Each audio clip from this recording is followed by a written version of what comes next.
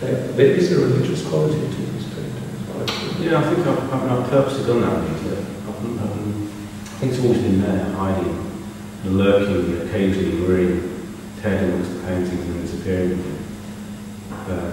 I think in these paintings I just thought, well, I'm just going to let it be there and not worry about it. So I always think if there's something that kind of lurks in your painting, sometimes it's worth just looking it straight in the face. Okay, let's have a look there, let's see what happens.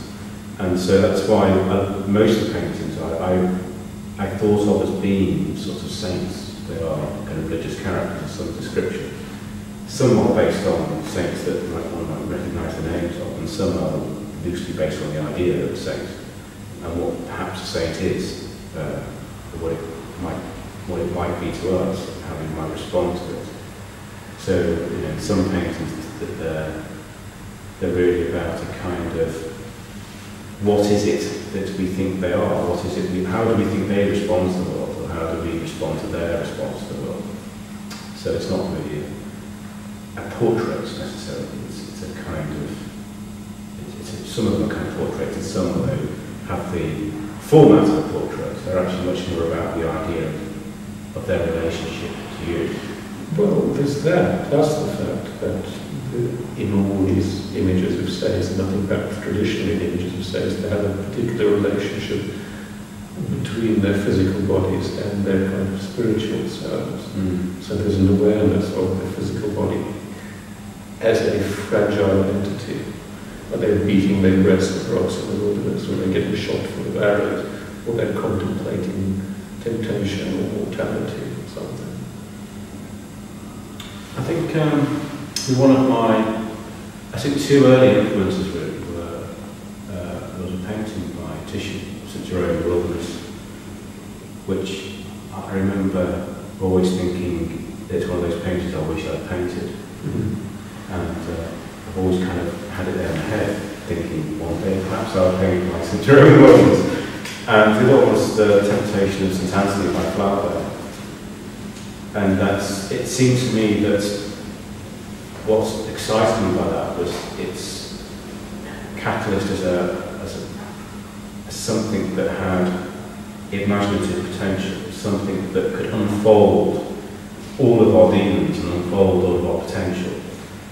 And I suppose I like the idea that a saint, or the idea of a saint, is that potential in the sense that they are not only bodily but cosmic. They are not only body but metaphysical. They are supernatural and natural.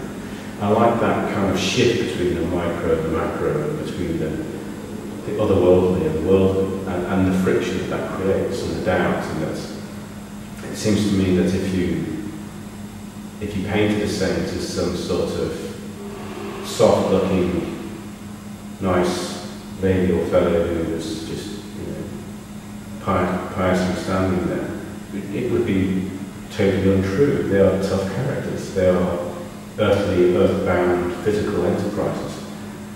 But other than that, they have some sort of rigour that allows their existence to be opened up. They spiral out. It's that kind of, I suppose it's that spiraling out into something else that always excites me in painting. It's the possibility it becomes more than itself. It doesn't just go from A to B, or it just doesn't say, here's an image and here's something that's interesting. It sort of twists and flips something, and as it twists and flips that switch of some description, things spin, and it becomes a kind of cosmos. And I think that saints, in a way, or the tradition of saints, of characters that have had a special relationship between worlds, are catalysts for that spiral. They are the physical entity. They are the bodily catalyst for that activity.